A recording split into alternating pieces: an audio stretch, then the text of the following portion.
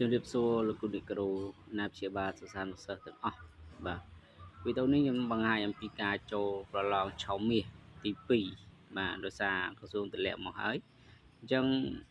វីដេអូនេះខ្លីដែរទេអញ្ចឹងដំបូងយើងចូលដល់ផ្ទាំងនេះហើយបងប្អូនចូលយកកន្លែងឈ្មោះកន្លែងឈ្មោះមកrồiយកកន្លែងតេស្តញ៉ាត់តេស្តរួចឃើញហើយប្រឡងឆៅមាសនេះប្រឡងឆៅមាសពណ៌បៃតងបាទប្រឡងឆៅមាសអញ្ចឹងចូលលើប្រឡងឆៅមាសមកហើយមានប្រឡងឆៅមាសលើកទី2មានសរសើរសង្គមភាសាខ្មែរគណិតហើយនិងវិទ្យាសាស្ត្របាទអញ្ចឹងពុកម៉ែបងប្អូនចូលប្រឡងមកឧទាហរណ៍ថាខ្ញុំចូលប្រឡងសរសើរសង្គមចូលមួយមកហើយមាន40សំណួរប្រហែលរយៈពេល1ម៉ោងអញ្ចឹងចូលចាប់ផ្ដើមមកវានឹងលោតចាប់ផ្ដើមហើយបាទអរគុណច្រើនជម្រាបលាជួយ Subscribe បន្តទៀតផងបាទអរគុណច្រើន